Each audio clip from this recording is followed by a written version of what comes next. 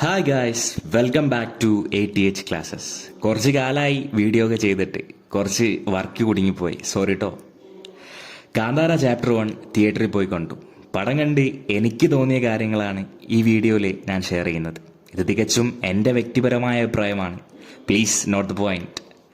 Review തുടങ്ങുന്നതിന് മുൻപ് ഞാനൊരു പ്രമുഖ ചാനലിൻ്റെ റിവ്യൂവും പടത്തിന് അവർ ചാർത്തി കൊടുത്ത പേരും കണ്ടു.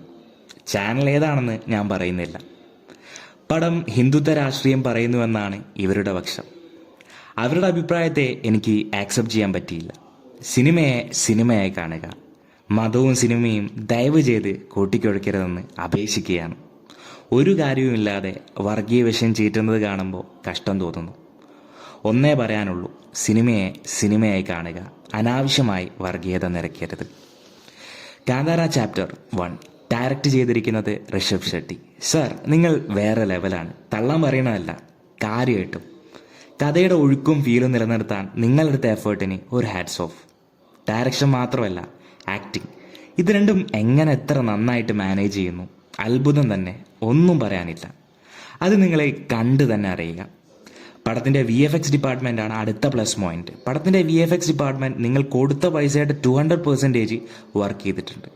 കാടിൻ്റെ ആംബിയൻസും മൃഗങ്ങളുടെ മറ്റും ഒറിജിനാലിറ്റി ഇന്ത്യൻ സിനിമയിൽ ഒരു ബെഞ്ച് മാർക്ക് തന്നെയാണ് ഓരോ ഫ്രെയിമും.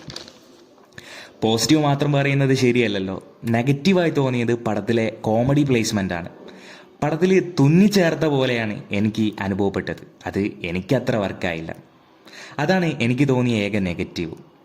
ഒരു കഥ പറയുന്ന ഫീല് കാഴ്ചക്കാർക്ക് കിട്ടിയിട്ടുണ്ട്. അത് തിരക്കഥയുടെയും വിഷ്വൽസിൻ്റെയും ഡയറക്ഷൻ്റെയും വിജയമാണ്. സ്ട്രക്ചേർഡ് ആയിട്ടുള്ള ഒരു സ്ക്രീൻ പ്ലേ സിനിമയുടെ നട്ടല് തന്നെ വർത്തിക്കുന്നു. ഓരോ കഥാപാത്രങ്ങൾക്കും നൽകിയ ഡീറ്റെയിലിംഗ് എടുത്തു പറയേണ്ടതാണ്. ആർട്ട് ഡിപ്പാർട്ട്മെൻറ്റ് നല്ലവണ്ണം പണിയെടുത്തിട്ടുണ്ട്.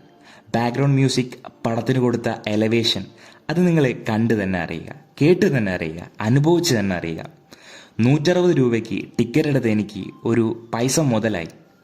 ഒരു സിനിമാറ്റിക് എക്സ്പീരിയൻസ് അനുഭവിച്ചറിയാൻ എനിക്ക് സാധിച്ചു. എന്നിലെ പ്രേക്ഷകനെ പൂർണ്ണമായും പടം തൃപ്തിപ്പെടുത്തി. നിങ്ങളോടുള്ള അപേക്ഷ, OTT കാത്തു നിൽക്കാതെ തിയേറ്ററിൽ പോയിട്ട് ഈ പടം കാണുക, അത് എക്സ്പീരിയൻസ് ചെയ്യുക. അത് ഒന്നൊന്നര എക്സ്പീരിയൻസ് ആണ്, മസ്റ്റ് വാച്ച്. കണ്ടിട്ട് നിങ്ങളുടെ അഭിപ്രായം കമൻറ്റ് ബോക്സിലിടൂ. നിങ്ങളുടെ കമൻറ്റുകളാണ് എനിക്ക് ലൈക്കുകളേക്കാൾ പ്രധാനം. Thank you.